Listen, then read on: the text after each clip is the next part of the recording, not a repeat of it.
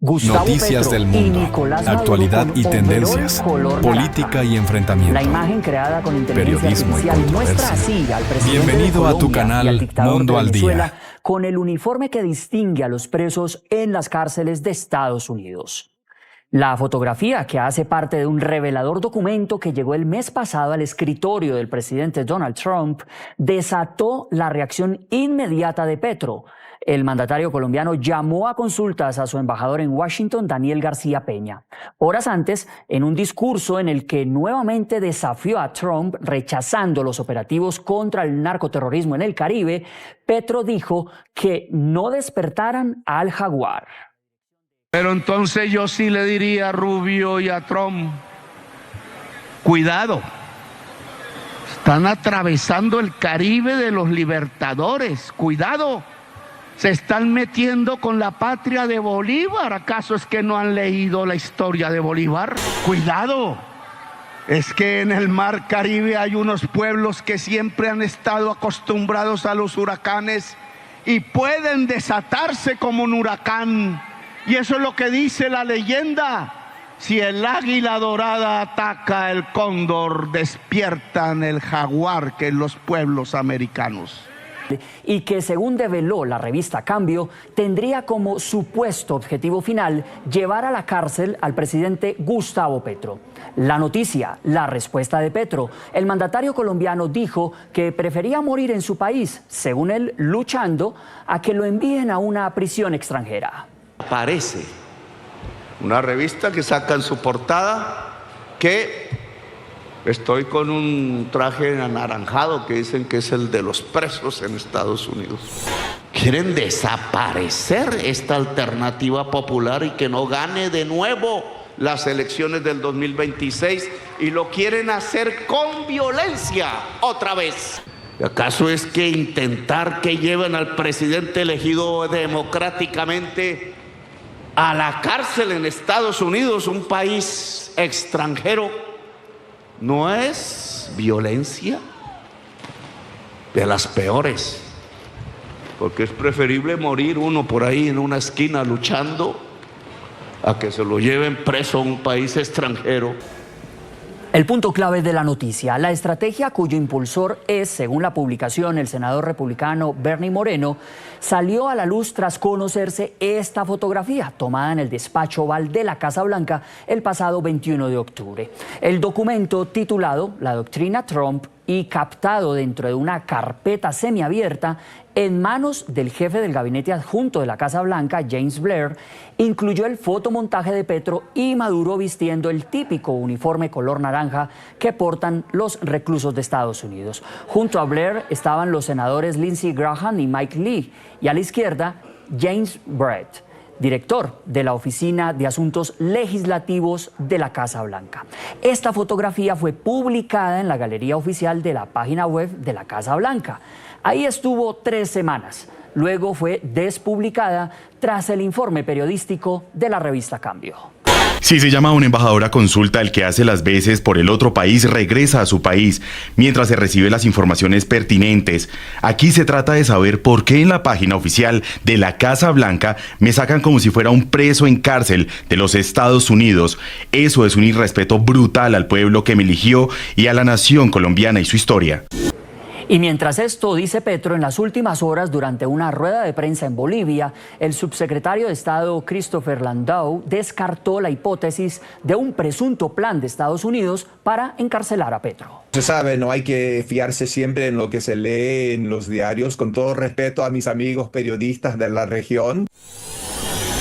Es muy triste para mí ver las declaraciones constantes del presidente actual de Colombia, que se autodescribe como un nuevo Bolívar, que obviamente no lo es, y realmente es muy penoso porque creo que Estados Unidos y las naciones de Latinoamérica tenemos mucho en común y podemos prosperar ambos si nos ponemos a trabajar de la mano. Pero cuando un líder, un supuesto líder, se pone solamente a criticar a Estados Unidos y quiere basar su popularidad política en la retórica del pasado, y una retórica ya muy cansada y una retórica que hemos visto que siempre lleva pues a la miseria y en vez de llevar a la prosperidad. Bueno, es muy triste que hayan personajes todavía que quieren seguir ese rumbo, pero Estados Unidos pues tiene muy a la vista el presidente Trump su meta, pues, de combatir de manera muy efectiva el narcotráfico y el crimen organizado en la región. E invitamos a todos los líderes, todos los pueblos de la región a unirse con nosotros en combatir esta amenaza común que tenemos. Y son punto clave de la noticia los puntos de la supuesta hoja de ruta de Washington para Colombia y el hemisferio occidental. Son 5. Los vemos aquí en nuestra pantalla. Designar a carteles como organizaciones terroristas. Respaldar a líderes pro-estadounidenses. Establecer sanciones contra Petro y sus asociados. Combatir las acciones criminales. Y la investigación sobre la financiación de las campañas de Gustavo Petro. Antes de desglosar estos puntos, la revelación de la revista Cambio también resaltó otra parte que es muy diciente. Vean ustedes. Informe Revista Cambio, Doctrina Trump. A pesar de décadas de estrecha colaboración entre Estados Unidos y sus aliados en Sudamérica, el gobierno de Colombia ha sido tomado por Gustavo Petro, quien fue elegido con el apoyo de los carteles de la droga. Es necesario implementar la doctrina Trump en Colombia y el hemisferio occidental. Saludo a nuestros invitados en Bogotá, Colombia. Daniel Palacios, precandidato a la presidencia de Colombia por el Partido Centro Democrático, exministro del Interior, entre otros importantes cargos. Gracias por estar aquí en el programa La Noche. Buenas noches, un saludo muy especial para ti y para toda la audiencia. Una pequeña corrección, yo soy candidato a la presidencia por el movimiento independiente Rescatemos a Colombia. Gracias, exministro. También saludo a Marta Lucía Ramírez, exvicepresidenta de la República de Colombia, exministra de Defensa, entre otros también importantes cargos que ha ejercido a lo largo de su trayectoria pública y política. Gracias, doctora Marta Lucía, por estar aquí en el programa La Noche. No, con el mayor gusto. Muchísimas gracias a ustedes por la invitación y saludo, por supuesto, al exministro también, Daniel Palacios, precandidato del Centro Democrático. Quiero comenzar con usted, exministra y ex vicepresidente de la República de Colombia, Marta Lucía Ramírez. Cuando uno ya escucha el nombre de un presidente de la República en ejercicio, en este caso el del presidente Gustavo Petro, que comienza a sonar en una lista, en un supuesto plan que tiene Estados Unidos, en una estrategia que tendría como fin, un posible fin, su captura, ¿uno qué puede pensar, doctora Marta Lucía? No, lo más importante es reconocer que estamos en un momento absolutamente inédito en nuestra relación bilateral.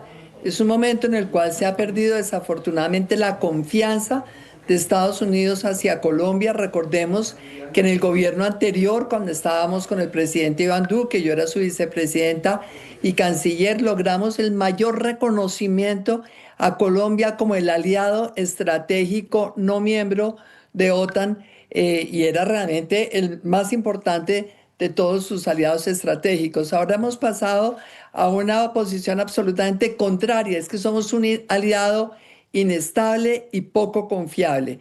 Y esa condición pues obviamente genera no solamente una incertidumbre muy grande sobre la relación bilateral, sino genera este tipo de situaciones que estamos viviendo.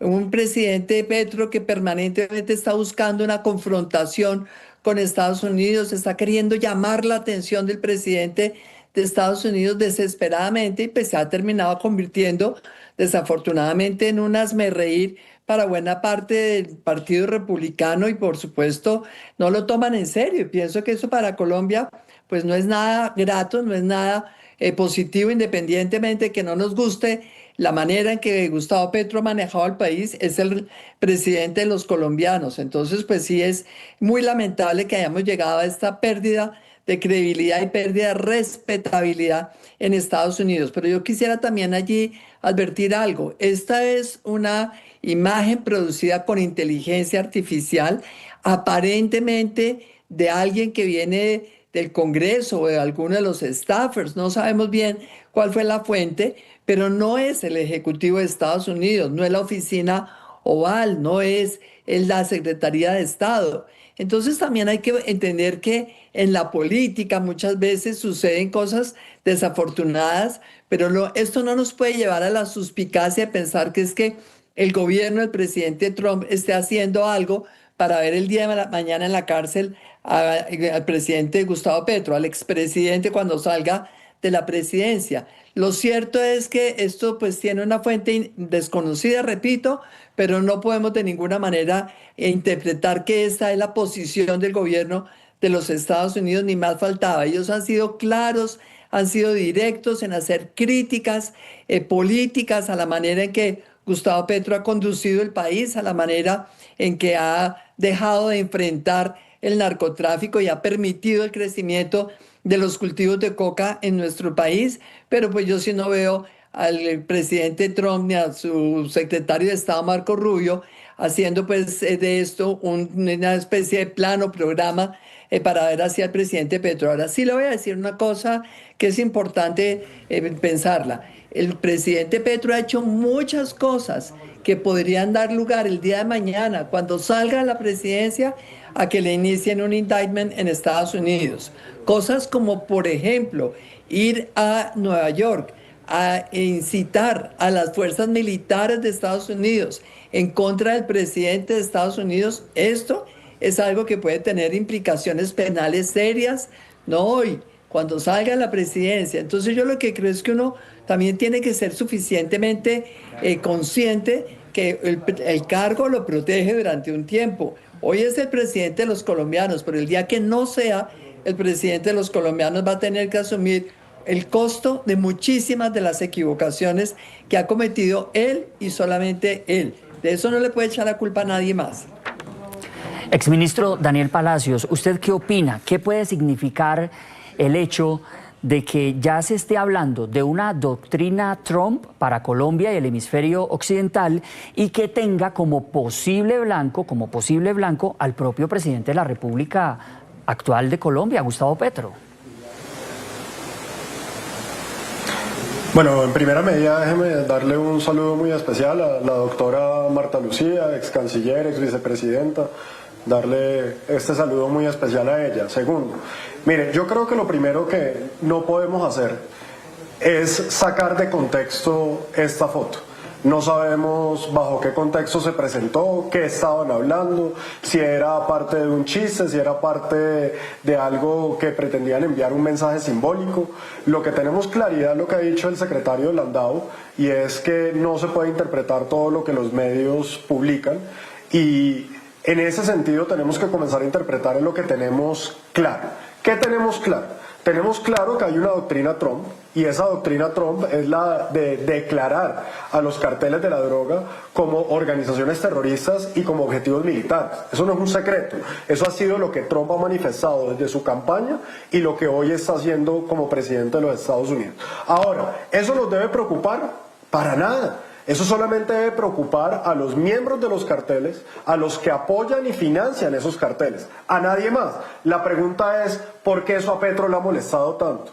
Segundo, decir que van a judicializar o a investigar a todo el que haga parte de una organización criminal tampoco tiene por qué sorprendernos ni por qué preocuparnos. Ahora bien, más allá de lo que genera una foto, lo que los colombianos deberíamos estar preguntándonos y exigiendo respuestas es ¿por qué el presidente de Colombia está inmiscuido en investigaciones sobre su financiación de campaña? Que hoy lleva a preguntas sobre posibles recursos que hayan entrado por parte de Venezuela, que hayan entrado por parte de organizaciones como el Clan del Golfo o organizaciones dedicadas al narcotráfico. Ese es el primer punto. Eso es lo que deberíamos estar preguntándonos. ¿Qué es lo que saben las autoridades de Estados Unidos? ¿Qué es lo que saben las autoridades judiciales de Estados Unidos que nosotros desconocemos para que haya llevado que hoy Gustavo Petro haga parte de la lista de la OFAC más conocida como la lista Clinton? Eso no es un juego, eso no es mamando gallo. Entonces, una cosa es ser presidente de Colombia y otra cosa es estar investigado por acciones que se hayan hecho en el pasado, por acciones de apoyo o de financiación de grupos criminales, de grupos narcotraficantes. Esa información la tienen en Estados Unidos, esa información no la tenemos nosotros. En ese sentido hay que hacer absolutamente claro que aquí el que debería estar dando explicaciones es Gustavo Petro y no posando como una víctima de que un gobierno lo está investigando o lo quiere de alguna forma eliminar. No, los presidentes, como lo decía Marta Lucía, tienen una protección diplomática que está con una inmunidad mientras ejercen el cargo. Y cualquier investigación a un presidente o una posible pedido en extradición tiene que ir por los canales judiciales de Colombia. Pero eso no quiere decir que Estados Unidos no puede investigar al presidente de Colombia o a cualquier otro presidente. Y que si se ha cometido un crimen, ese gobierno vaya a exigir justicia. Ahora, de que lo extraditen o no lo extraditen, eso es otra pregunta. Pero aquí tenemos que ser muy claros. Hay unas preguntas muy complejas que tenemos que hacernos en Colombia sobre la financiación de la campaña de Gustavo Petro, sobre las relaciones con grupos criminales de Gustavo Petro, sobre la actitud que ha escogido este gobierno, no solamente de darle la política del amor, de levantarle órdenes de captura a los peores narcotraficantes y peores terroristas de este país, sino de que se ha comportado como el defensor de oficio del cartel de los soles y el lavador de la cara oficial de la narcodictadura de Nicolás Maduro. Esas son las preguntas importantes que deberíamos estar haciéndonos y que Gustavo Petro debería estar respondiéndole a los colombianos. Exministro Palacios, a propósito de las actitudes y también de las posturas del presidente Gustavo Petro en medio de toda esta tensión con Estados Unidos, quiero que veamos apartes, porque realmente han sido muchos los mensajes, la andanada del señor presidente Petro contra Estados Unidos, contra Marco Rubio, contra Bernie Moreno y contra el presidente Trump. Pero, por ejemplo, en uno de sus mensajes, de sus últimos mensajes sobre esta situación, dijo: esto se volvió un problema de seguridad nacional. En los objetivos que se intentan establecer está apresar el presidente de Colombia sin que esté comprometido en ningún delito, y cuando he dedicado una década de mi vida parlamentaria y 8 años de mi vida como gobernante a descubrir con nombres propios los lazos que juntan al poder político tradicional de Colombia con el narcotráfico. Y dice además: en reunión con la delegación de la OEA expondré estos hechos y después de ella tomaremos las medidas que toca tomar. Ex vicepresidenta Marta Lucía Ramírez, ¿cómo se puede analizar estas reacciones del señor Petro? Él mismo deja entrever allí un temor de una posible intención de apresamiento en su contra o de arresto, pero al mismo tiempo está diciendo: no estoy comprometido en ningún delito y mucho menos que tenga que ver con el tema del narcotráfico. Él defiende que durante toda su vida pública, según él, ha luchado contra el narcotráfico. ¿Cómo entender estas reacciones del señor presidente en este momento?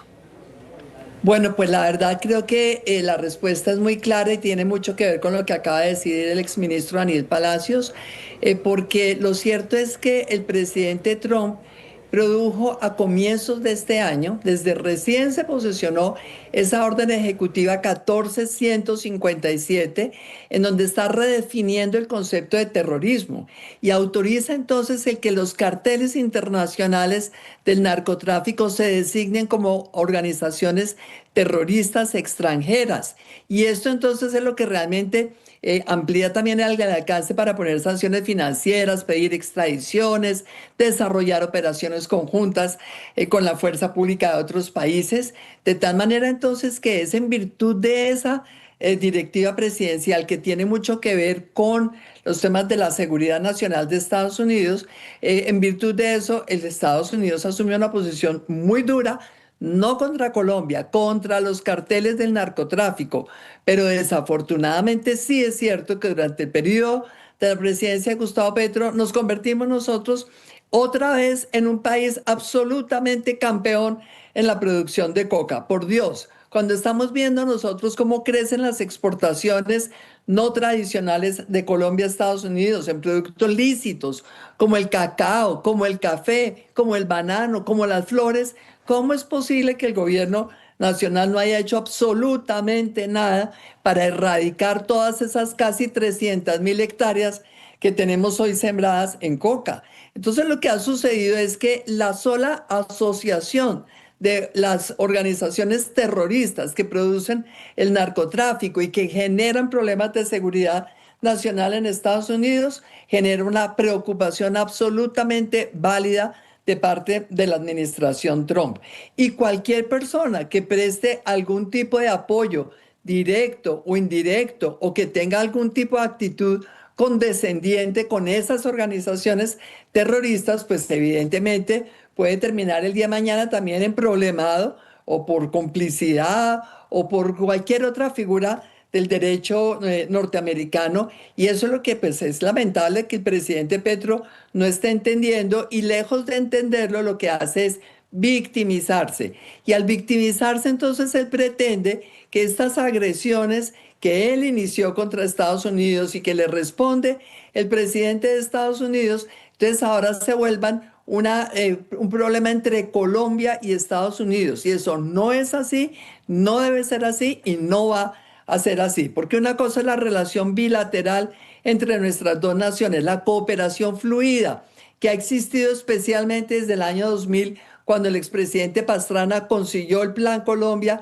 y todo ese fortalecimiento que hicimos de la fuerza pública en esa época, siendo yo ministra del presidente Álvaro Uribe, me tocó estrenar ese Plan Colombia, que fue posible gracias a Estados Unidos, y entonces pues esa cooperación fluida hoy está totalmente paralizada por este tipo de actitudes pendencieras, equivocadas, sin ningún tipo de visión de estadista, sin cuidar para nada los intereses nacionales. El presidente Petro pretende ahora entonces convertir esto en el problema de todos los colombianos con Estados Unidos, y eso no es así. Al contrario, yo creo que a pesar de ser Colombia, hoy por hoy, otra vez, el principal productor de cocaína del mundo, por descuido de este gobierno, a pesar de eso Estados Unidos ni nos ha puesto sanciones, ni nos ha frenado las exportaciones, ni tampoco ha hecho ningún tipo de retaliación contra Colombia. Lo único que nos impuso fue un arancel del 10%, que es exactamente igual al que le impuso a otros países. Entonces yo pensaría, nos han tratado hasta cierto punto con consideración, a pesar de que Colombia tenga hoy esas cifras totalmente inaceptables en el aumento de los cultivos de coca. Entonces yo sí creo realmente que si el presidente Petro tiene hoy algún tipo de temor, y eso es lo que deja entrever en sus declaraciones, pues desafortunadamente es que eso puede en un momento determinado entenderse como una complicidad o como una conspiración o algo de ese estilo, y eso es lo que podría darle lugar el día de mañana a un indictment en Estados Unidos. ¿Por qué? Porque se ha convertido ni más ni menos que en el protector del cartel de los soles, en el protector del Tren de Aragua. En todas partes los anda justificando y disculpando y diciendo que ellos no son de ninguna manera seres malos ni ponen en peligro a nadie. Por Dios, son grupos que están involucrados en el narcotráfico y en toda la criminalidad que va de la mano del narcotráfico, es decir, tráfico de personas, secuestros, homicidios, extorsiones, tráfico obviamente de la droga, pero también un montón de especies animales, el tráfico de minerales, de oro, todo lo que es la ilegalidad y por supuesto el contrabando. Esas son las acusaciones que hace Estados Unidos contra esas organizaciones. En el caso del ELN, entonces, el tema de la paz total. Y por el cuento de la paz total, entonces tenemos hoy por hoy un aumento sin precedentes del número de miembros activos de esas organizaciones criminales.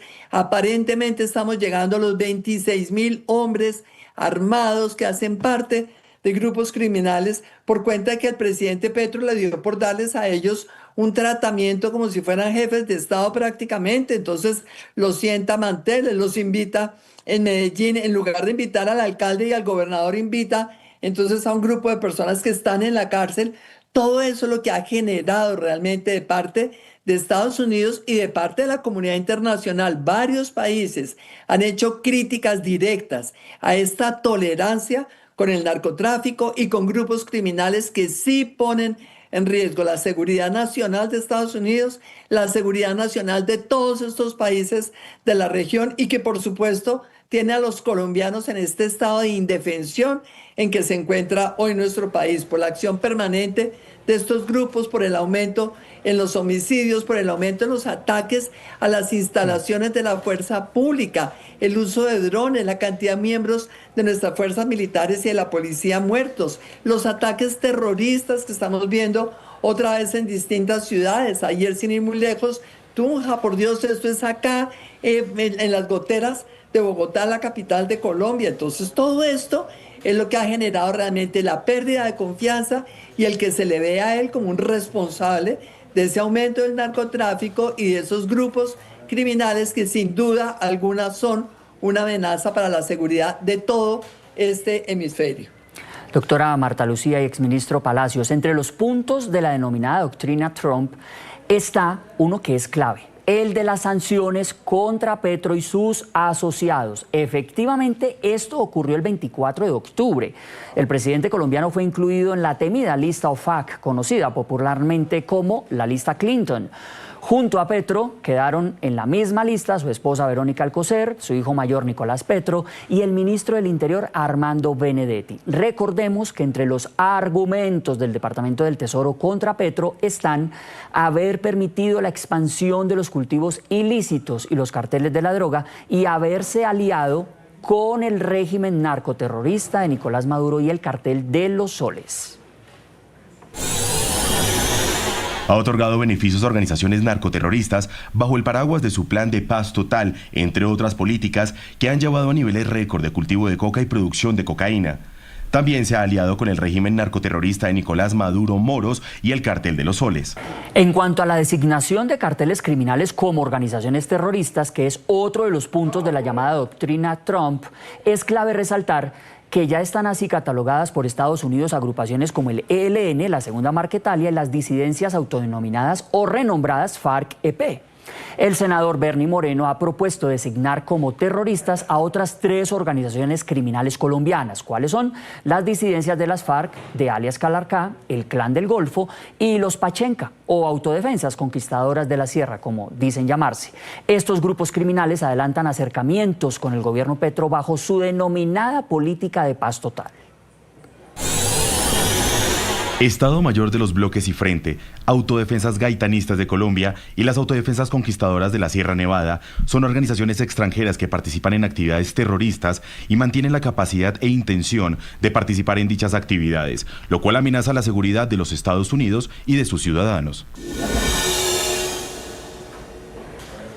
Exministro Daniel Palacios, veíamos este punto que también es muy importante. Tenemos el antecedente de la lista OFAC y además lo estamos uniendo a uno de esos puntos de la doctrina Trump que, según el documento revelado de Bernie Moreno, pues concluiría allí claramente que se tiene el tema de las sanciones individuales y directas contra el presidente Petro, como efectivamente ocurrió. De este punto a un punto como un posible indictment, o cuando termine la presidencia, como lo explica la doctora Marta Lucía, ¿usted cómo observa esta situación, ministro Palacios? ¿Estamos lejos de esa posibilidad o lo que están haciendo en este momento, por lo menos desde esa ala republicana cercana al presidente Trump, podría ser la antesala para un indictment futuro contra el presidente Petro?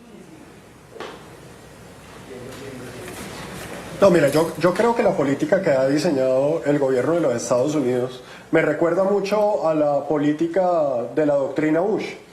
Luego de los horribles atentados del 11 de septiembre, el gobierno de los Estados Unidos diseñó una política contra el terrorismo, en donde básicamente partía de una premisa: o están con nosotros o están en contra de nosotros.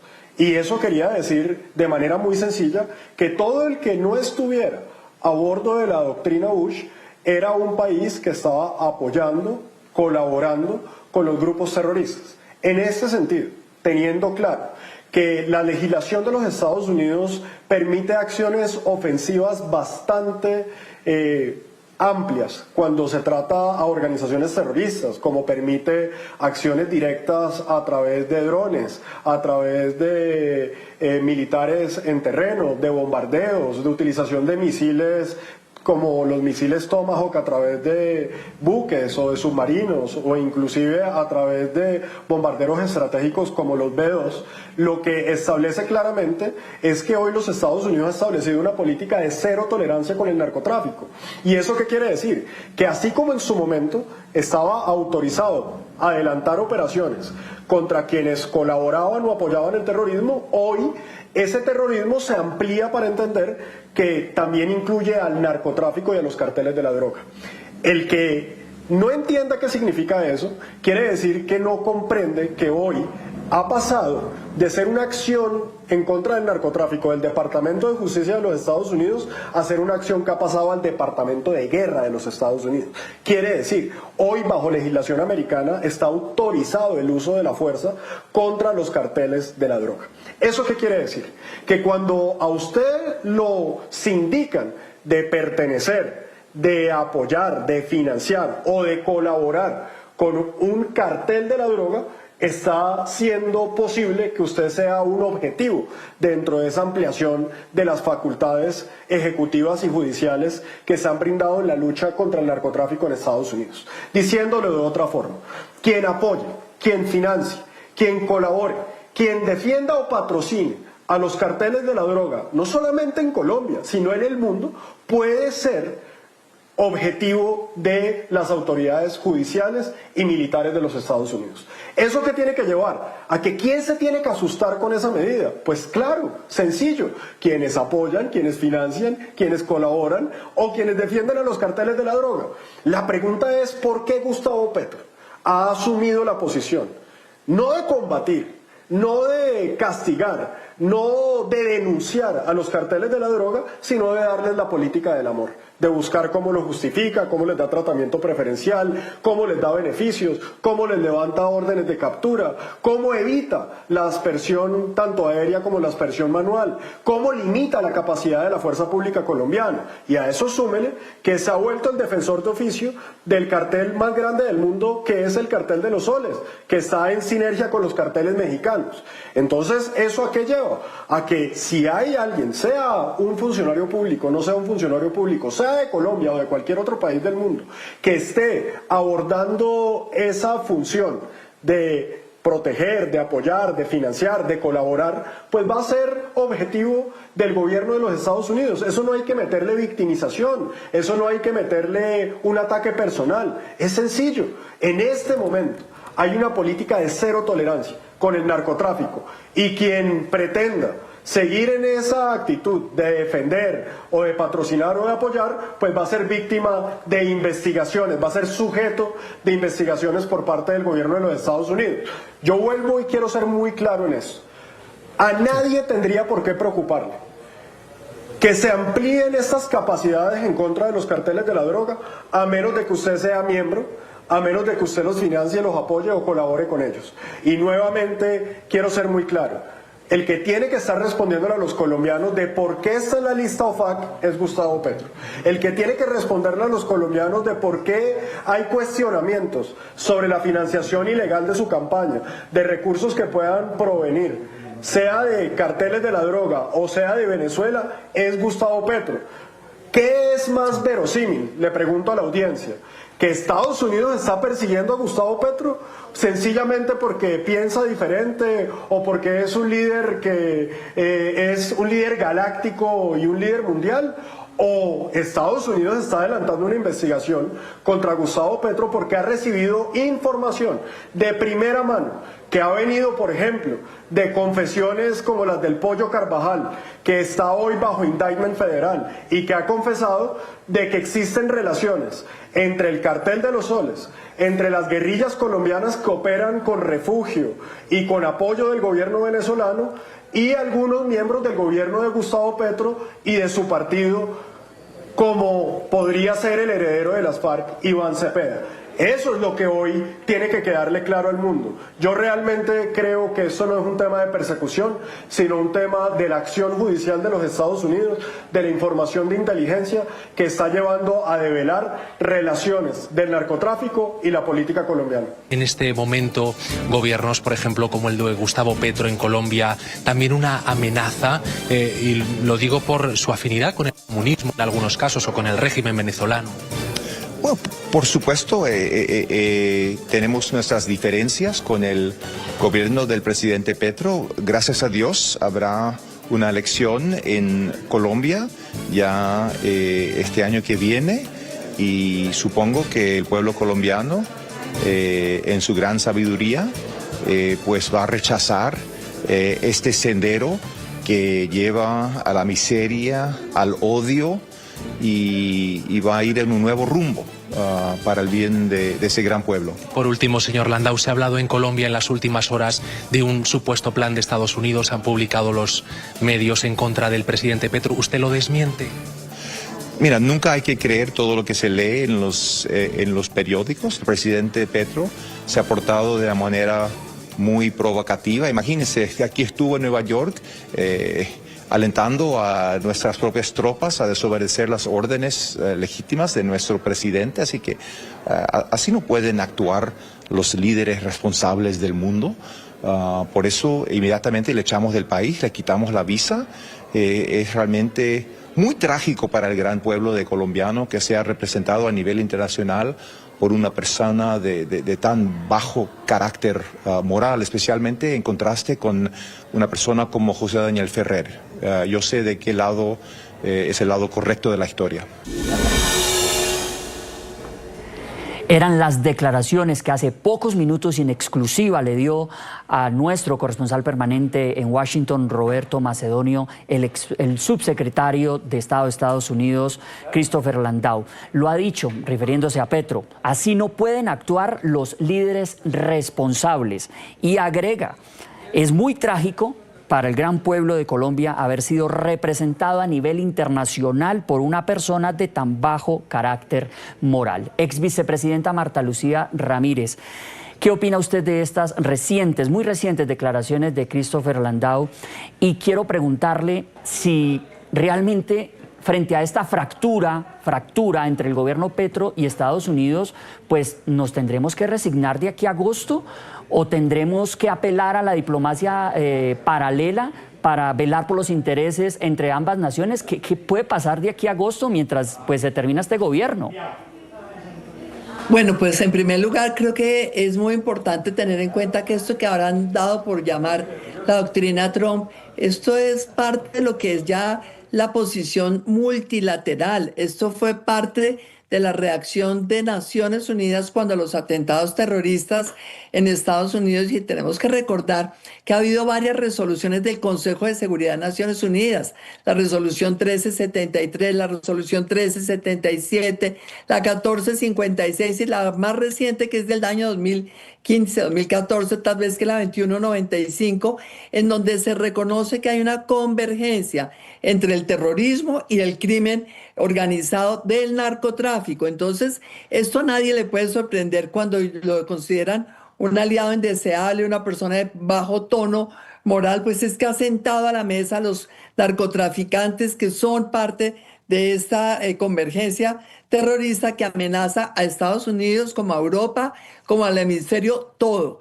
De tal manera que yo sí creo que lo importante es ver cómo manejamos esto de aquí a que se acabe este gobierno, y ojalá realmente el pueblo colombiano sepa entender el momento tan difícil y el riesgo tan grande que este gobierno trae para el futuro de Colombia. Este tema no es solamente la relación con Estados Unidos, es que estamos infestados de narcotráfico hasta la coronilla. Es que eso está generando violencia en todos los rincones de Colombia, un aumento de las extorsiones. Tenemos acá carteles internacionales de la coca que han entrado a Colombia precisamente por esa actitud tan débil y tan condescendiente del gobierno Petro para con el narcotráfico. Pero mientras tanto, lo que tenemos que hacer es procurar que la diplomacia paralela, como la llamé yo, en dos cartas que hemos preparado, una en enero cuando se produjo el incidente de los deportados de Estados Unidos. Es una carta que preparé y firmaron varios ex cancilleres y exministros de Comercio Exterior, y después hay una segunda carta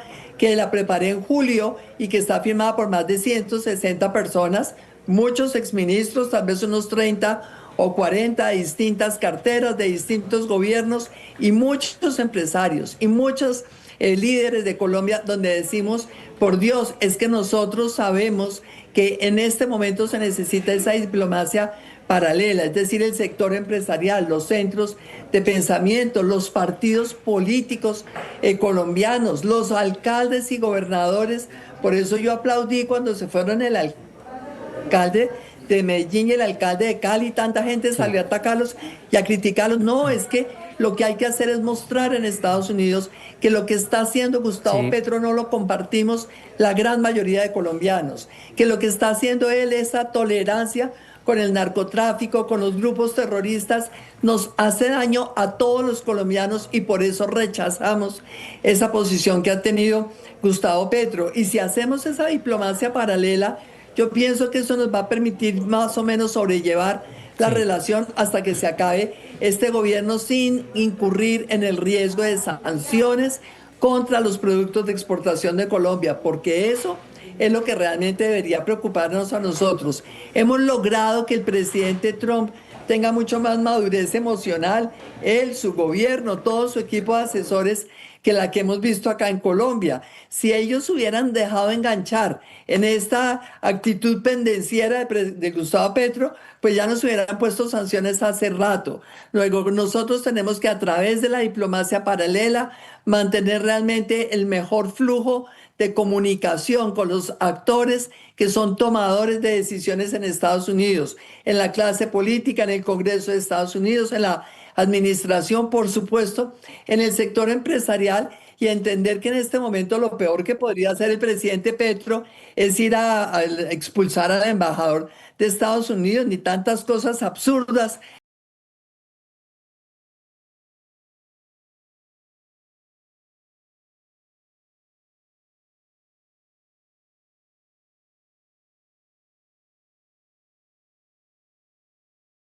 Él es abogado, máster en Ciencias Políticas y bueno, un muy buen amigo de la casa de Canal 10.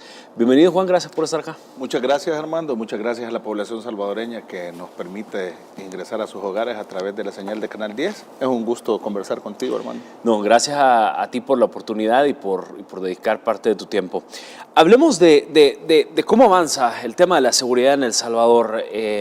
Sabemos que El Salvador se mantiene muy firme con el modelo de seguridad.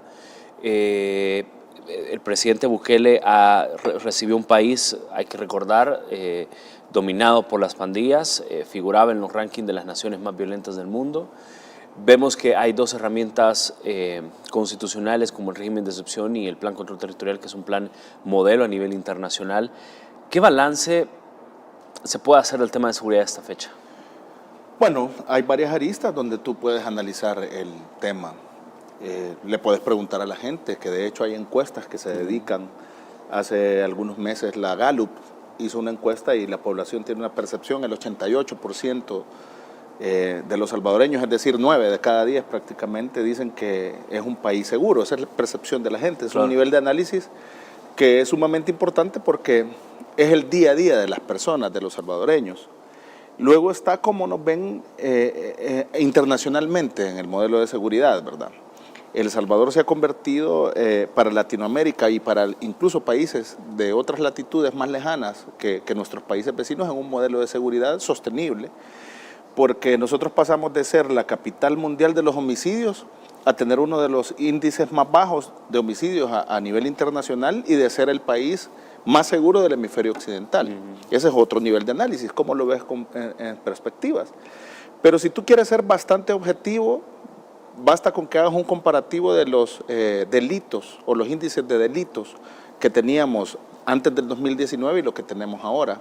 Entonces, hablemos solo de la tasa de homicidios que se ha desplomado, que es uno de los delitos más graves y que más impactan a las sociedades, en donde tenés 1.5, 1.8 creo homicidios por cada 100.000 habitantes, cuando venías de tasas de 25, 16, 30 por cada 100.000 habitantes. Entonces, esos índices se han desplomado y eso es de lo más impactante, pero también otros delitos como los robos, las extorsiones, que eran un flagelo que afectaba a los empresarios, particularmente empresarios de transporte, la gente de los vendedores ruteros, de pan, de otras cosas, incluso hasta la señora de las tortillas, la señora de las pupusas pagaba extorsiones en este país. Entonces, hay varios niveles de análisis en donde tú te puedes detener y exponer qué es lo que El Salvador es ahora a nivel nacional en tema de seguridad. ¿Cómo lo logras? Y esa es la pregunta que se pueden hacer todos. Y de hecho, cuando me toca dar algunas clases, que tengo algunos alumnos de República Dominicana, de Perú, a través de medios electrónicos, les digo yo, miren, es que es un proceso que ha sido largo, pero que han confluido una serie de factores. Uno de ellos, indudablemente, es el liderazgo del presidente Nayib Bukele, un equipo de trabajo comprometido, pero más allá de eso también la ciudadanía, que en las urnas ha hablado fuertemente en varias elecciones ya, en las que le da las herramientas al presidente de gobernabilidad para tomar las grandes decisiones de país. Claro. Porque no basta con que al presidente se le haya dado la oportunidad de gobernar en 2019, porque si lo recordamos, cuando el presidente llegó al poder en ese año, lo hizo con una asamblea legislativa contraria, en donde le negaron los fondos, eran 90 millones que pedía el presidente para el plan control territorial. Claro. Los policías, los soldados, andaban con las botas rotas, con armas oxidadas, o sea, los pandilleros tenían más poder de fuego que la misma policía. Sí. Entonces, era necesario invertir para darles un trabajo digno, para que ellos tuvieran las herramientas. Y al ver la negativa de la Asamblea Legislativa de ese momento, la gente habló fuerte y claro en el 2021 y le dio la mayoría en la Asamblea Legislativa al presidente y la reafirmó, así como reafirmó al presidente del año 2024 y que seguramente en el 2027 volverá a refrendar esa confianza que tiene la población en el presidente y en sus diputados. Pero el proceso va más allá de la simple voluntad y del liderazgo político, que es un liderazgo fuerte, que es inédito en la historia de Latinoamérica, me atrevería a decir, porque aunque haya habido presidentes exitosos en otros países, nadie tiene los números que el presidente Bukele tiene en resultados de seguridad como en popularidad. Es el presidente más popular del mundo. Ahí sí. Y en respaldo también de la gente, que eso creo que es ese es el punto, que la gente confía en el liderazgo del presidente, confía en las decisiones que está tomando y en el país también, en el país refleja esa confianza. Unido a ello, las reformas legales que se han hecho para poder castigar a los delincuentes, porque también la Fiscalía ha demostrado en los últimos años un índice bajísimo de impunidad. Antes nosotros le llamábamos, en los análisis le llamamos la puerta giratoria, el sistema judicial salvadoreño, porque si bien es cierto la policía podía tener más o menos éxito en capturar a los delincuentes, ingresaban al sistema judicial y ingresaban con la acusación, pero inmediatamente en 72 horas o en 2 meses, 3 meses estaban fuera, nuevamente a delinquir, como que era caricatura el asunto, ¿no? Que entraban por un lado y salían por el otro. Sí. Ahora se tuvo que hacer reformas legales y darle también esas herramientas legales a la Fiscalía para poder presentar procesos conjuntos en contra de los delincuentes, y también se ha obtenido una tasa elevada de condenas a estos delincuentes que no van a ver la luz de la libertad por muchos años, no solamente los que están en el SECOT, sino los que también están en otros sistemas penitenciarios, en otros centros penales, del sistema penitenciario. Pero aunado a eso, también la población, el tema de la seguridad es un tema integral, porque estás viendo instituciones que funcionan, Fiscalía que ha bajado los índices de impunidad, pero también ves el tipo de personas que están privados de libertad, que están cumpliendo condenas, que no son pandilleros, que ahora le están retribuyendo a la sociedad a través del Plan Cero Ocio. Hay algunos miembros de la oposición que cuestionan y hablan y dicen es que el gobierno habla solo de seguridad, es que el presidente pone la seguridad, es que el presidente solo menciona seguridad. Y bueno, y el tema de la seguridad y algunos comentarios de algunos miembros de la oposición es, bueno, ¿y eso qué? Ya estuvo, ya ganamos la seguridad y ¿ahora qué sigue? ¿Y por qué traigo este análisis y esta frase a cuenta de esta mesa? Es porque hay muchos analistas, y yo tuve la oportunidad de conversar con uno de ellos, el analista de inteligencia y seguridad de terrorismo, Arturo Grandón, que lo tuve la semana pasada, y me decía que los resultados sin duda son irrefutables, pero que la primera necesidad de un país para volverse próspero, para volverse exitoso y para profundizar todas las transformaciones es la seguridad como tal. Sí, es que no puedes hablar de desarrollo económico o de hablar de temas como educación, salud, etcétera, que se están trabajando también, sí, y que ya vamos a comenzar a ver grandes resultados en esos temas. Ahorita se ha puesto la semilla. Claro, sí, pero no es algo inmediato, es algo que vas construyendo. Incluso cuando un político célebre de este país dijo que el presidente de Gusto estaba inaugurando escuelas y ya terminó el año escolar, sí, como que el otro año no van a ir los niños a la escuela. O sea, claro, estos son siembras que esas escuelas van a estar 20, 25, 30 años y van a ser varias generaciones de salvadoreños que van a estudiar ahí y van a tener las herramientas que muchas otras generaciones no tuvieron. Y escuelas públicas. Es correcto, o sea, de un primer nivel, pues, claro, o sea, escuelas con las condiciones adecuadas para que los niños puedan desarrollarse cognitivamente, académicamente, y porque la educación no solamente es que les da enseñar a leer y escribir, sino que hay muchas otras actitudes que las personas tienen, expresiones artísticas, claro, la poesía, claro, la danza, otros tienen cuestiones para manualidades, para talleres de personas que tienen diferentes habilidades. Pues no puedes pensar en la educación. Y ahora que el gobierno también está apostando mucho al tema tecnológico. Sí. Ahora los niños, los jóvenes manejan mucho las herramientas tecnológicas. Entonces, todas esas capacidades las tienes que saber explotar y tenés unas escuelas diseñadas para que se puedan desarrollar todas esas habilidades que los niños tienen. Pero ese es un punto aparte. Pero no puedes hablar tú que tenés escuelas de primer mundo, por ejemplo, si te matan a los niños, claro, o si los niños no van a la escuela porque la escuela está en una zona donde es territorio de una pandilla contraria, por ejemplo. No podías hablar del desarrollo del deporte porque las canchas, lejos de ser exactamente, claro, lejos de ser un espacio de sano esparcimiento para las familias, era el lugar donde brincaban a los nuevos miembros de las pandillas, claro, o en el peor de los casos desaparecían los jóvenes. O no puedes hablar de crecimiento económico local si tenías las rentas. Es correcto. Entonces, toda esta cosa es como que vas construyendo las bases de un país. Y si tú ves lo que la gente decía en las encuestas, porque también tenés que escuchar a la población. Así es. El primer problema que tenían los salvadoreños antes de 2019 era la seguridad.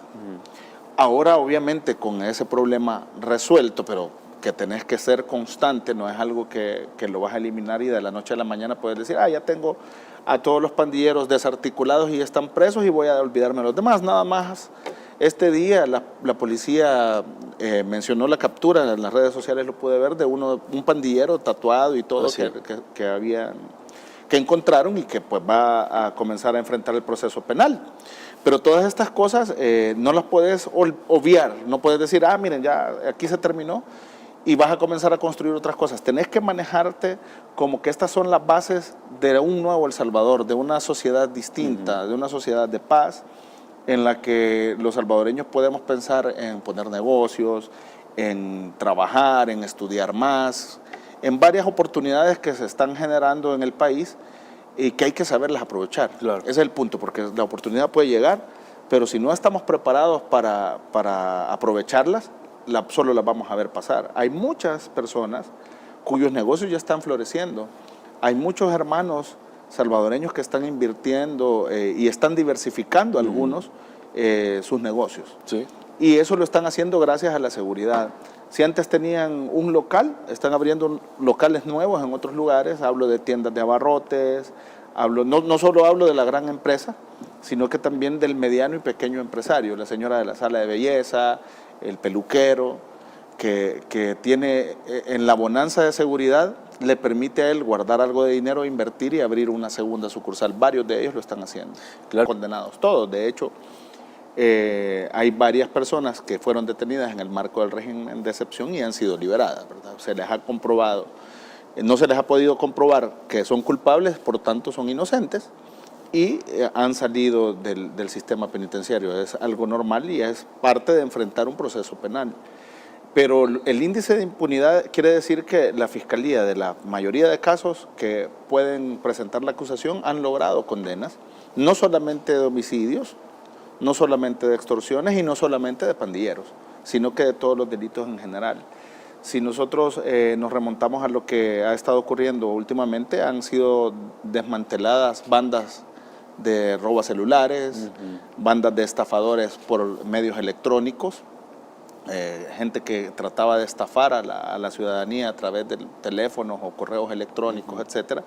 Y hemos visto que las autoridades están teniendo éxito en combatir este tipo de delitos que se van complejizando. O sea, no, y lo que pasa es que le cortás el financiamiento a las pandillas, desarticular las pandillas, de pronto existe un pequeño remanente, obviamente, lo estás desarticulando, pero migran a otro delito. Tratan de mutar, o sea, muta de o sea, no me hago pandillero, pero me hago ladrón. Es correcto, o comenzás a ser estafador, o ven, claro, aprovechando el clima de seguridad, se vienen algunos extranjeros a querer aprovecharse de nuestra gente. O sea, ya he visto varios colombianos y otras cosas sin ser peyorativo con las nacionalidades de personas que, bienvenidos al país, los que vienen a hacer cosas lícitas, ¿verdad? Quienes vienen a invertir, a quienes vienen a trabajar, bienvenidos sean, pero quienes vienen a delinquir se van a enfrentar con un equipo de seguridad y con un Estado completamente fuerte que también va a pasos acelerados en el combate de la delincuencia en general. Entonces,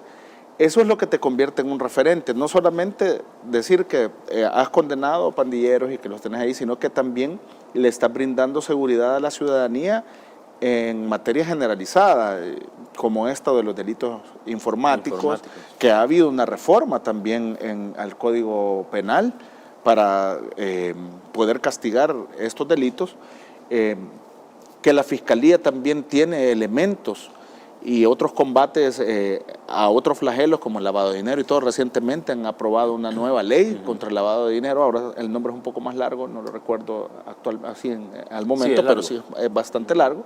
Pero lo que pasa es que hay varias conductas que ya están tipificadas en esta ley que amplían más el combate de estos flagelos. Entonces, eso es lo que te permite a ti es ir ordenando el Estado e irse poniendo con las exigencias nuevas de acuerdo a la nueva delincuencia que está ocurriendo. No, y lo que pasa es que también respondiendo a la exigencia de la misma gente. Es que es correcto. Entonces la gente, esa es la otra parte, los índices de impunidad han bajado, uno, por la efectividad de las autoridades, pero también por la confianza recuperada de la ciudadanía, por parte de la ciudadanía en sus autoridades. Porque antes la gente tenía miedo de denunciar. Claro, te iban a matar. Te mataban o se filtraba la información o el policía donde denunciabas te estaba amenazado. No, o tenía nexo con las pandillas. En el peor de los casos tenía nexo con las pandillas, entonces te desaparecían a ti y a tu familia. Entonces, esa construcción de seguridad ciudadana y que la gente pueda llamar a un teléfono, tener confidencialidad e ir a capturar a los delincuentes es lo que ha permitido que las zonas que eran completamente dominadas por estas pandillas fueran liberadas. Entonces esa construcción también que las autoridades tienen, hablemos de fiscalía y policía, por parte de la ciudadanía es un proceso de construcción. Ahora la gente no tiene miedo en denunciar. La gente, y a mí cuando hablamos del tema de seguridad me gusta traerlo a cuenta, que el tema de los 3 doritos después, que parece una broma. La gente lo espera. La gente escribe, parece que es una broma, los 3 doritos después, pero ocurre, o sea, en cuestión de horas vemos que quien ha cometido algún delito, algún acto de intolerancia incluso, en pocas horas está capturado. Entonces eso te habla de la efectividad, pero también te habla de la confianza ciudadana, que pueden agarrar un dispositivo electrónico y denunciar. Claro. Eso antes no ocurría y en muchas sociedades latinoamericanas no ocurre. La gente no denuncia porque tiene miedo. Ahora bien, Juan, el tema de la impunidad y los datos que ahora se registran y además de los bajos niveles de otros delitos que también las autoridades registran, tiene que ver mucho también con el tema de la gobernabilidad que de pronto en el legislativo se le da al presidente. O sea, pregunto esto porque yo creo que muchos salvadoreños entienden que las iniciativas del presidente se deben de respaldar, pero si no tenés una asamblea legislativa que respalda todo lo que de pronto el Ejecutivo mande, que es obviamente el presidente de la República, difícilmente podés lograr los resultados que actualmente se tienen. Fíjate que hay un tema sumamente importante que a algunos no les gusta que se toque, pero es necesario decirlo y sostenerlo con argumentos completamente válidos y hablarlo con la seguridad del caso, porque así es. El Salvador es una democracia en donde hay independencia de poderes. Y el artículo 86 de la Constitución te dice que los poderes del Estado deben colaborar entre sí. Claro. La misma Constitución te lo dice. Es correcto. Entonces, las funciones principales del Estado salvadoreño, la función ejecutiva que está representada en el órgano ejecutivo, valga la redundancia, el presidente, ministerios, autónomas, etcétera, todas las dependencias. Y la otra rama del Estado, la otra función es la función legislativa, que está representada en la Asamblea Legislativa, valga la redundancia, que es donde se crean leyes, decretos, donde se hacen reformas a leyes. Y la otra rama, o la otra función que está, es la función judicial. ¿Qué es lo que había ocurrido en este país? Que el sistema de pesos y contrapesos y la independencia de poderes se había entendido como que un órgano tenía que ser piedra de tropiezo del otro.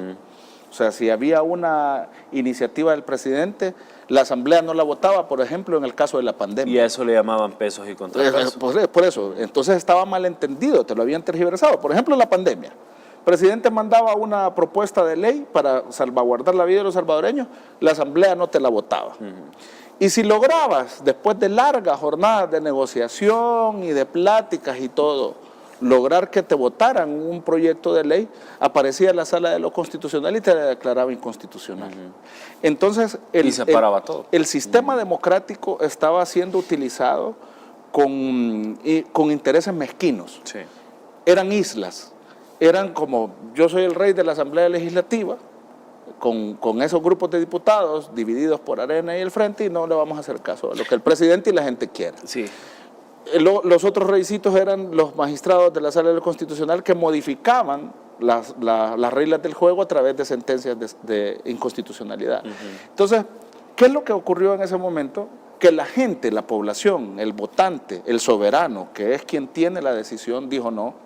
Entonces vamos a cambiar todo esto, vamos a cambiar la Asamblea Legislativa, vamos a darle al presidente gobernabilidad. Y eso es lo que ocurrió en el 2021 y el 2024. Y es gracias a eso los resultados. ¿Y qué es lo que estás viendo ahora? Siempre un sistema democrático, y hay que decirlo con total solvencia y con total transparencia, pero ahora estás viendo que el centro de la actividad del Estado, tal cual te lo dice la Constitución, es la persona humana. Ya se sobrepasaron los intereses políticos o los intereses de la clase dominante, si le quieres decir, o de unos pocos, y están las cosas ahora en función del ciudadano, en que las cosas sean, de que lo público sea mejor que lo privado, en que la gente tenga educación, que tenga seguridad, que ya no solo los de los centros comerciales tengan seguridad, sino la gente de los mercados también. Entonces, ese cambio de paradigma en la formación del Estado salvadoreño es absolutamente democrático, y no solamente porque te lo reafirman los resultados en las urnas, sino que también porque tú sigues viendo que la Asamblea Legislativa sigue sus procesos de formación de ley. Así es. El órgano judicial sigue con el debido proceso. O sea, aquí nadie le ordena, se mandan iniciativas. Lo que pasa es que en la historia del país se estaba acostumbrado a que, como tú decís, se ponía piedra de tropiezo en cualquier iniciativa en favor de los salvadoreños, o que simplemente se repartían las instituciones a como querían, a conveniencia, y a como los maletines negros habían. Es el juego de la gobernabilidad. O sea, dame esto, te doy aquello. Exacto. Ese era el tipo de gobernabilidad. Pero ahora tenés y ves, por ejemplo, a la oposición diciendo es que no hay democracia, es que se están violentando los derechos humanos, es que la Constitución se la están pasando por no sé dónde, hay pesos contrapesos, se necesitan, pero hay que decirlo, las independencias en las instituciones están. Lo que está ocurriendo es que todos están jalando el mismo barco, que es a la gente. Fíjate que cada 30 días aquí ocurre un ejercicio absolutamente democrático que todo el pueblo salvadoreño puede ver, y lo ha visto por muchos ejercicios ya, que es la aprobación del régimen de excepción, la prórroga del régimen de excepción. Sí. Nace del Consejo de Ministros la iniciativa de prorrogar el régimen de excepción y pasa a estudio de la Asamblea Legislativa, y la Asamblea Legislativa determina, o con base a lo que el Consejo de Ministros le ha enviado con la iniciativa, Así es. determina si se prorroga o no el régimen de excepción. Eso es completamente un ejercicio absolutamente democrático de dos poderes del Estado que están colaborando entre sí. Porque algunos te dicen, mira, el régimen de excepción ya no es necesario, no deberían de ser una ley que sea permanente, etcétera. Pero es que no, estás respetando las reglas que la Constitución te da y estás ejercitando a dos poderes del Estado que se ponen de acuerdo para favorecer al ciudadano. Así es. ¿Ya? Y eventualmente también ahí entra el órgano judicial a funcionar, porque cuando llegan todas estas personas, toditos los delincuentes, toditos los que han sido capturados, sea por pandilleros, sea porque han sido ladrones, porque han estafado y todo, absolutamente todos en este país pasan por un proceso judicial, el famoso debido proceso, que es una garantía constitucional, en donde el monopolio de la acción penal, o sea, quien te puede acusar es la Fiscalía, y precisamente es la Fiscalía quien ejercita ese derecho, ese deber de acusarte, y es el órgano judicial si determina si enfrentas el proceso en libertad o no, si vas preso o no, después de las audiencias que tengas que enfrentar hasta que llegues a la vista pública. Eso absolutamente todo. Hasta el delincuente más cruel que ha matado muchos ciudadanos salvadoreños, hasta el que se robó lo más mínimo, el que estafó 200 pesos, 300 pesos a través de una cuenta bancaria. Ese debido proceso existe. ¿Por qué? Porque en El Salvador hay independencia de poderes. Quien no lo quiera ver, pues que me demuestre con argumentos. Porque lo que pasa es, tú puedes ver, como te digo, ese ejercicio que la democracia te permite, nada más que tenés que verlo con el nuevo paradigma. El presidente lo ha dicho de forma de metáfora, pero es que en realidad hemos encarcelado a miles, sí, pero hemos liberado a millones. Y esa es parte también de la democracia, que, claro, que tu familia se pueda desarrollar, que tú puedas florecer con tu negocio, con tu trabajo, etcétera. Esa es parte también de vivir en democracia. No, que los padres de pronto no tengan miedo que cuando sus hijos salgan a jugar pelota a la eso esquina, es parte del concepto amplio de democracia. No tengan miedo que regresen. Si tú te vas al análisis más simple que cualquiera puede hacer, que es el nombre etimológico, la razón etimológica de la democracia es demos y kratos, el poder del pueblo. Y el poder del pueblo cada cierto tiempo se valida en las urnas. Y es la gente en las urnas quien ha dado, si lo querés hacer simplista. Si lo querés comenzar a ver en el tema de independencia de poderes, están estas cosas que te estoy mencionando, en el desarrollo de las libertades individuales, de las libertades colectivas, en el desarrollo de la libertad de expresión, donde tú ves a la oposición subiendo videos cada 24 horas, si querés, sí, hablando de lo que sea, maltratando al presidente, en algunos casos maltratando a su familia, en otros casos maltratando a los diputados, y nadie los mete preso por eso. Así es. ¿Verdad? ¿Por qué? Porque en este país hay libertad de expresión. Claro. Quienes se han querido ir, pues porque no quisieron pagar el impuesto que les puso la ley de agentes extranjeros. Y los que están presos porque algo tienen contra la ley. Así de simple. Lo que te decía, o sea, todos están enfrentando un debido proceso. Si son inocentes, van a salir. Claro. Si son culpables, van a pagar. Entonces, esa es parte de las reglas democráticas que todo país civilizado y todo país democrático tiene. Entonces, nosotros en 2027 vamos a ir nuevamente a elecciones. Y va a ser el pueblo el que va a tomar esa decisión nuevamente, si continuamos con el presidente Bukele o si van a buscar otra opción. Claro. Ahí el presidente claves, es decir, hemos visto cómo se diversificó, por ejemplo, la estrategia de seguridad contra el crimen organizado. Solo entre 2024 y cifras de lo que va de 2025 se han reportado 39 toneladas de droga decomisado.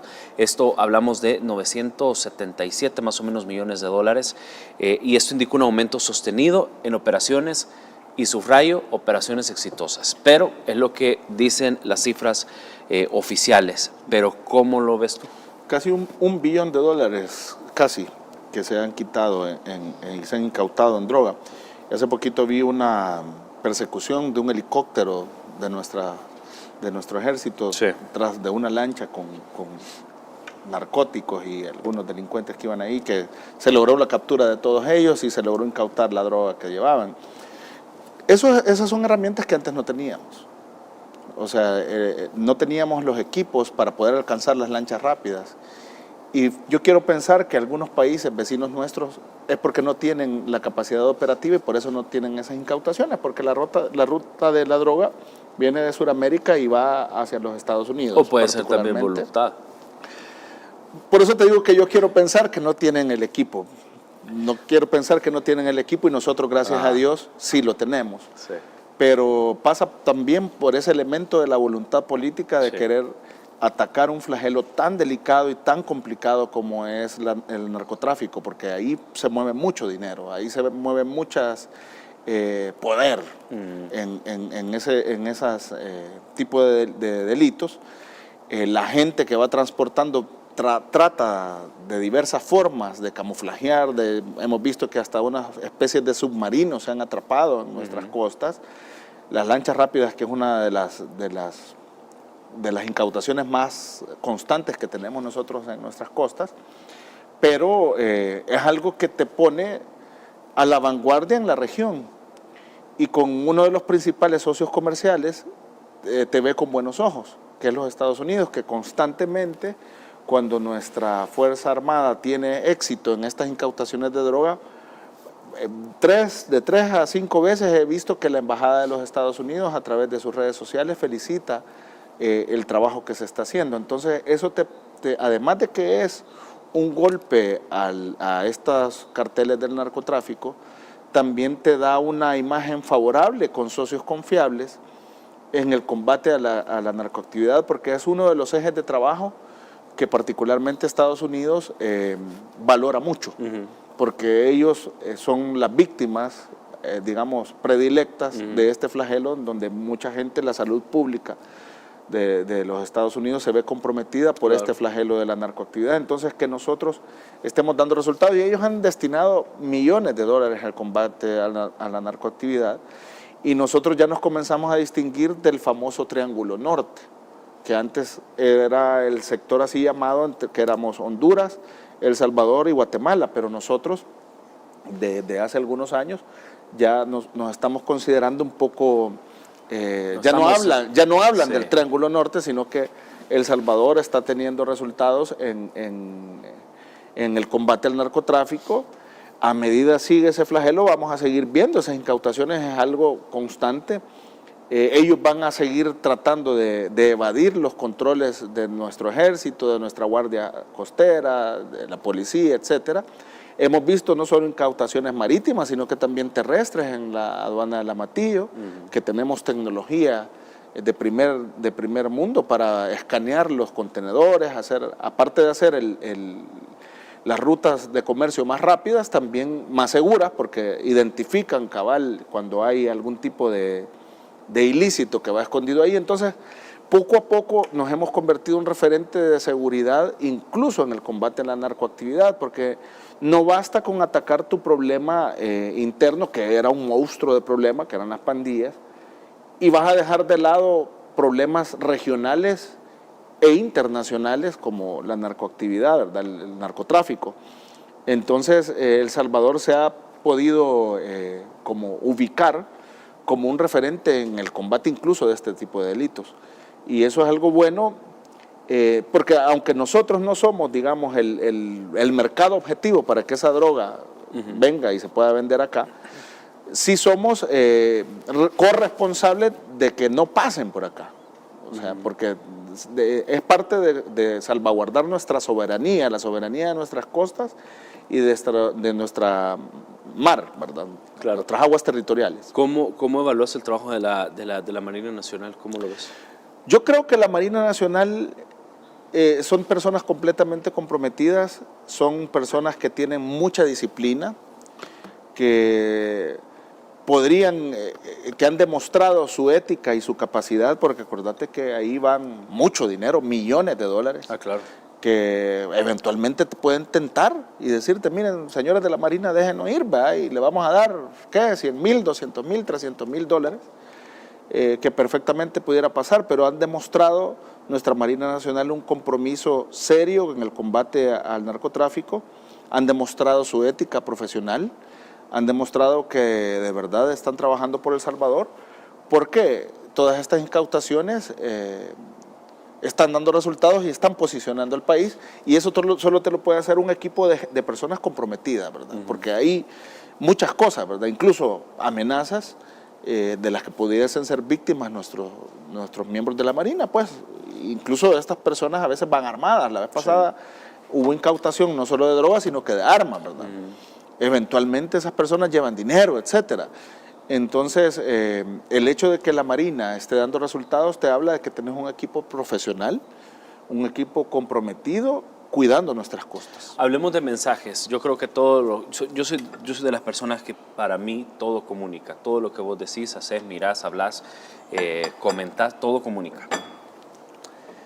¿Qué mensaje está mandando El Salvador frente al resto de países de la región por estas incautaciones millonarias que ha hecho? En general, El Salvador está diciendo, miren, señores, las cosas se pueden hacer bien. Y no se necesita, al final, sí se necesitan recursos, pero se necesita mucha voluntad política, mucho trabajo estratégico, porque tú no creas que es algo así como que de la nada, que se les ocurrió, vamos a patrullar. Es un trabajo muy táctico, es muy un trabajo estratégico, en el que ya saben y que seguramente nuestra Marina tiene radares, tiene cuadriculadas nuestras zonas, en donde pueden pasar este tipo de lanchas rápidas y este tipo de vehículos, pues, que llevan la droga, y es algo estratégico, algo pensado, el monitoreo de nuestras costas. Nuestras costas pues tienen un tamaño considerable, somos un país pequeño, pero el mar es que una lanchita de esas, la ves minúscula, pues, y que se puede confundir con las de los pescadores, etcétera. Sin embargo, la efectividad demostrada, ahí está el video. Ahí está el video del helicóptero. Te refería, eso fue la semana pasada. Es correcto. Entonces, eso te demuestra el nivel de profesionalismo y la capacidad instalada que tiene El Salvador en el combate a la narcoactividad, ¿verdad? Eso no es que de repente apareció el helicóptero, sino que lo traía desde el mar, traía persiguiendo a los delincuentes, y lograron la captura de todos. Se les había ido uno para las montañas, pero al final lo agarraron. Entonces, El Salvador está mandando un mensaje de que se pueden hacer las cosas. Ahí podemos ver nuestra Marina, y ahí están las incautaciones de la droga. Te manda un mensaje de que se puede hacer, que se puede ser efectivo, que puedes tener el equipo idóneo para dar resultados, y que si lo hiciéramos todos como región, tuviéramos, imagínate que todos los países que sean de paso tuvieran $1 billón incautados, estaríamos hablando de 5 billones, si todo Centroamérica, por ejemplo, los que tienen acceso a costa, tuvieran el nivel de incautaciones que tenemos nosotros, son 5 billones de dólares que no entraran con ilícitos a los Estados Unidos. Serían cantidades de personas que no vieran en riesgo su seguridad, su salud, la salud pública de los estadounidenses y de otros hermanos, porque pasa por México, llega a Canadá, o sea, toda esta cuestión. Sí. No, se sabe que viene de sur a norte. Esa es la ruta, ¿verdad? Sí. Entonces, si todos los demás países también lograran ese nivel de incautaciones, yo creo que pudiese haber una estrategia conjunta, nos pudiéramos comunicar. De hecho, ha habido algún tipo de esfuerzos en algún momento de eso, pero que no te daba resultados. Sí, hubo. Porque aunque los esfuerzos están, pero si algunos gobiernos están coludidos o al menos permiten este tipo de actividades, lo que le van a decir, mira, ya te tienen cuadriculado que vas a pasar por El Salvador, y en El Salvador te van a agarrar. No, y aquí volvemos a la palabra que tú decías, el tema de voluntad, ¿no? Una verdadera voluntad. De voluntad política y de intereses un poco complicados que se pueden manejar a veces a diferentes niveles. Claro. Entonces, creo que nosotros no podemos criticar, pues, por la soberanía que tiene cada uno de los países. Sin embargo, El Salvador está marcando una diferencia. Sí, claro. Y qué bien que estamos marcando esa diferencia, porque no solamente no es por quedar bien con Estados Unidos, sino que nos estamos viendo bien a nivel internacional. Claro. Porque somos un país que está siendo referente y está siendo ejemplo para otros países de otras latitudes y de Latinoamérica más, ¿verdad? La gente lo ve, lo aprecia, No, y que no vas a permitir que las aguas de tu... Es la soberanía, es parte de, no cualquier cosa. Pues, claro. El Estado está obligado a cuidar y claro, proteger la soberanía de nuestras aguas y de nuestro territorio, ¿verdad? Entonces, yo creo que más allá creo que es eso. Es que es eso, ¿verdad? Si quieren pasen por otro lado, pero por El Salvador Pero por El Salvador no. Es correcto, así es. Correcto. Bueno, países que están enfrentando niveles de violencia sumamente alarmantes, y yo quiero traerte a cuenta algunas cifras. Por ejemplo, en la región latinoamericana la violencia sigue siendo un reto muy estructural, y según datos que tengo acá, el promedio de homicidios se acerca a los 20 por cada 100.000 habitantes, lo que muestra obviamente la magnitud del problema en varias naciones, donde el crimen organizado y la falta de acciones de gobierno mantienen elevadas estas cifras. Hace algunos segmentos me dijiste que había alguien, a veces la oposición dice que la seguridad no es importante. Que se los vayan a decir a todos esos países que tristemente, y algunos hermanos nuestros, vecinos, que están con ese problema, pues, sí. Y que es un flagelo que tal cual nosotros lo tuvimos, pareciera que es invencible, ¿verdad? Pero nosotros hemos demostrado, yo también que soy muy cristiano y que muy creyente de esas cosas, yo sé que además de que es un milagro, tenemos la bendición de tener un liderazgo como el del presidente Bukele, pero yo no quisiera sentarme y ocupar el micrófono y atacar a los gobiernos, claro, de los otros países hermanos. No, y al final no es ese el objetivo tampoco de esta entrevista, pues. Claro, pero lo que pasa es que sí me gustaría... tú ves algunas tendencias, fíjate, sí, de algunos gobiernos de izquierda, no, pero sí me gustaría, derecha, y qué bien que hablas de esto, ajá, porque me gustaría aclarar, no es que estemos hablando de esto, sino que ponemos en perspectiva lo que está pasando a nivel internacional. Correcto. Entonces fíjate que yo a veces pienso que ellos están como nosotros estábamos antes, encasillados en algunas cuestiones de política partidaria e ideológica, en donde todavía, si tú ves en elecciones, ahorita en noviembre son las elecciones, creo que el domingo van a ser las elecciones en Honduras. O no sé, pero está próximas las elecciones en Honduras, pero los debates a veces se encasillan en izquierdas y derechas, en que todavía vos sos rojo y vos sos de otro color. 30 etcétera. De noviembre son las elecciones. Entonces, y ves ese tipo de debates estériles en donde la gente quiere soluciones. Entonces, cuando nosotros, gracias a Dios, rompimos ese paradigma de ver gente de izquierda y de derecha, por el presidente Bukele ha votado gente que tradicionalmente era de izquierda y ha votado gente que tradicionalmente era de derecha. Sí. Y gente que de pronto ni creía en la política. Es correcto, y ese es el otro punto, que ha logrado el liderazgo del presidente, logró incentivar gente que decía, si yo no trabajo no como, pero en ese momento, y en ese momento histórico ha demostrado y ha acudido a las urnas porque ha visto que se ha logrado un avance en seguridad. Entonces a veces tú ves la política de otros países y comparas y dices, están como nosotros estábamos hace 10 años o hace 15 años, en donde el debate se centraba en cuestiones ideológicas mientras la gente seguía muriendo en las calles, mientras las pandillas seguían controlando los territorios, ¿me entendés? Entonces, en donde todavía están en ese modelo de independencia de poderes, en donde los diferentes órganos del Estado sirven de contrapeso, o de, mejor dicho, de estorbo, de traba, lejos de pensar en la ciudadanía.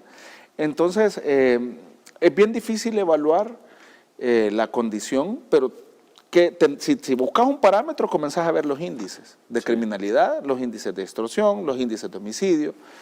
De repente ves un mega operativo, tristemente, con más de 100 muertos, creo, en Brasil, en donde en algún momento las favelas fueron un modelo de seguridad, en algún momento se conquistó y de ahí volvió a ser un territorio dominado por los criminales. De hecho, estamos viendo las imágenes de lo que pasó en Brasil. Entonces, después ves de repente cómo pasa algunas situaciones en Ecuador, después ves problemas en Perú, Costa Rica, que había sido un modelo de seguridad en Centroamérica, también lo ves afectado por el crimen. Entonces, cada quien debería y debiese hacer su estrategia para combatirlo, porque el problema de la seguridad es variado. Nosotros teníamos pandillas, pero por ejemplo México tiene narcotráfico, Colombia tiene narcotráfico, Guatemala podrá tener otro problema. Entonces cada gobierno debe de trabajar con inteligencia propia, porque no podemos cometer nosotros el error que cometíamos antes.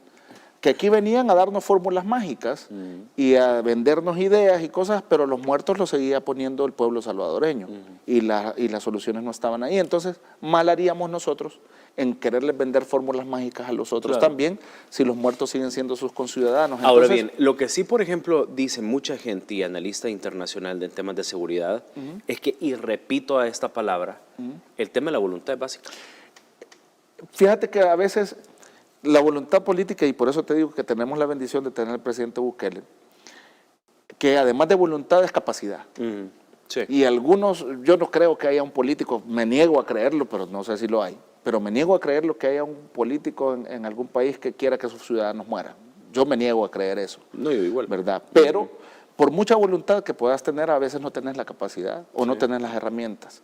Gracias a Dios, en este país, aparte de que el presidente tiene la capacidad, el pueblo salvadoreño le dio las herramientas de gobernabilidad a través de la Asamblea Legislativa, a través de las reformas que han habido, la depuración del órgano judicial, de la fiscalía, etcétera, y todo eso nos ha permitido obtener resultados. Entonces, ¿qué es lo que puede pasar en los otros países? Tiene que pasar un fenómeno en donde la gente se canse de ese debate ideológico, político, estéril, y comience a buscar soluciones. Y el político que se atreva a agarrar el toro por los cuernos, así como lo hizo el presidente en su momento acá, ese va a ser el nuevo Bukele de Guatemala, el nuevo Bukele de Honduras, el nuevo Bukele de Ecuador, de cualquier país, pero que se una con su gente, más allá de los colores o de las ideologías, y que ponga como el centro de la acción política al ciudadano. Entonces, porque hay algunos que dicen, miren, el modelo Bukele, porque ponen a los delincuentes de alguna forma. No, es que el modelo Bukele no es eso. El modelo Bukele es algo mucho más integral, en donde la gente, a través de las urnas, le dio las herramientas y él las ha sabido aprovechar. Y él tuvo estrategia, capacidad. Entonces, la voluntad política debe ir acompañada con la capacidad política para dar resultados. Poco a poco, si no los pueden dar así como en El Salvador de verdad es inédito. Yo te digo, yo lo pensé. Corto tiempo. Estás hablando en un lapso corto de tiempo, porque los primeros 5 años, hablemos, porque los primeros 2 años la asamblea era contraria al presidente, no tenía las herramientas. Hablemos de 5 años para obtener de 25, 30 a 1.5, correcto. Claro. Entonces, lo que puede pasar es, ojalá, que la gente comience a ver en los otros países, en nuestros países hermanos, más allá de ese debate ideológico, y vean a alguien, ojalá que llegue, que ponga al ciudadano como lo dicen nuestras constituciones en su mayoría, como el origen y el fin, como la parte central de la actividad del Estado. De nada te sirve tener un Estado enorme y con muchas leyes y con muchas cuestiones, pero la gente sigue muriendo. Y repito, que agarre el toro por los cuernos.